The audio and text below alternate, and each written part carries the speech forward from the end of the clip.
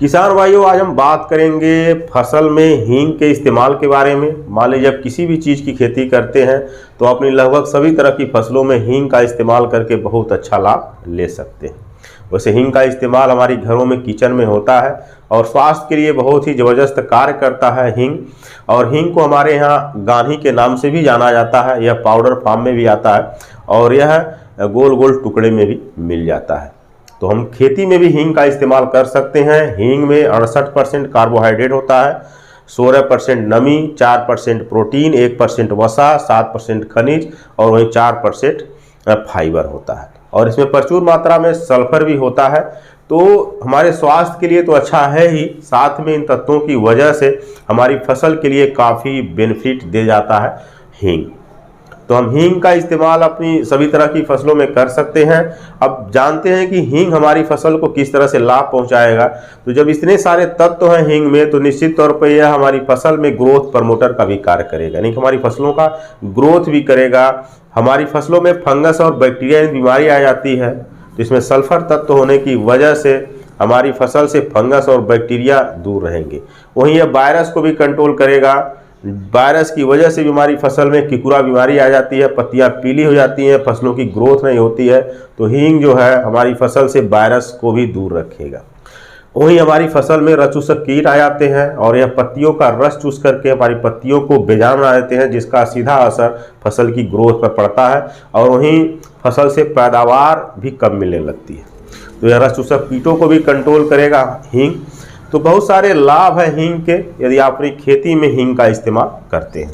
तो हींग का इस्तेमाल करने के लिए हम दो तरीका अपना सकते हैं।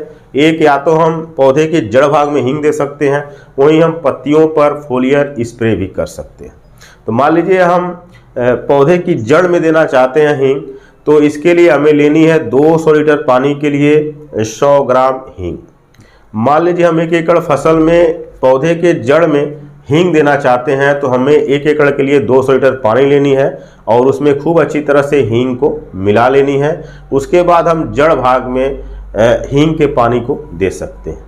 आप ड्रिप इरिगेशन से भी दे सकते हैं, वहीं आप जो है ड्रेंचिंग भी कर सकते हैं। हींग का इस्तेमाल करने से पहले एक बात का जरूर ध्यान रखें कि सबसे पहले थोड़ा सा पानी ले लीजिए और उसमें पाउडर वाले हींग को डाल दीजिए और उसे अच्छी तरह से घोल लीजिए। उसके बाद जो है आप 200 लीटर पानी में मिला करके इस्तेमाल करिए।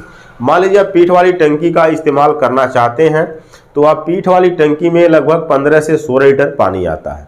तो 15 लीटर पानी के लिए आप क्या करिए कि पहले किसी मग्गा में थोड़ा सा पानी ले लीजिए और उसमें 7 से 8 ग्राम हींग डाल लीजिए और इसे अच्छी तरह से खूब मिला लीजिए 10 से 15 मिनट तक। जब अच्छी तरह से हींग घुल जाए तो आप टंकी में पानी भर करके उसमें हींग का पानी मिला दीजिए और अच्छी तरह से पानी मिलाने के बाद जो है आप फसलों पे इसका स्प्रे भी कर सकते हैं। वहीं पौधे की जड़ में भी आप हींग का पानी दे सकते हैं।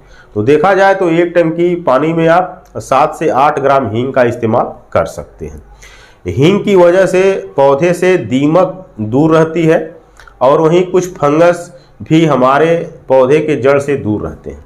तो यदि आप जड़ भाग में हींग का पानी देते हैं तो दीमक का कंट्रोल बहुत अच्छी तरह से होता है, वहीं फंगस और बैक्टीरिया भी आपकी पौधे के जड़ से दूर रहते हैं। और वहीं यदि आप फसलों पर इसका स्प्रे करते हैं तो रसचूसक कीटों का अटैक आपकी फसल में कम देखने को मिलता है।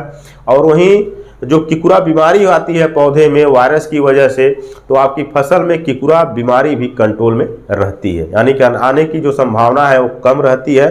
वही मान लीजिए आपकी फसल में हल्का हल्का पीलापन है, तो हींग का पानी पीलापन को भी खत्म करता है। तो ये फसल की ग्रोथ भी करता है, कीटों से भी फसल को बचाता है, वहीं फंगस, बैक्टीरिया और वायरस से भी फसल को बचाता है। हींग का पानी इस्तेमाल करते समय इस बात का जरूर ध्यान रखें कि गंभीर बीमारियां यदि आपकी फसल में आ जाएं तो कतई इसके इस्तेमाल से रोग को ठीक करने का प्रयास ना करें। मान लीजिए आप खीरा की खेती करते हैं तो उसमें मान लीजिए डाउनी मिल्ड्यू या पाउडरी मिल्ड्यू आ गया, तो आप हींग के पानी का इस्तेमाल करके आप सोच रहे हैं कि ये दोनों बीमारियां दूर हो जाएंगी, तो बिल्कुल नहीं होंगी।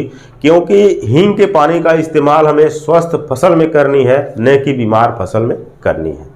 तो इस बात का जरूर ध्यान रखें कि हींग के पानी की जो खुशबू होती है वह कीटों को, फंगस को पसंद नहीं आती है, इसी वजह से आपकी फसल से कीट फंगस दूर रहते हैं।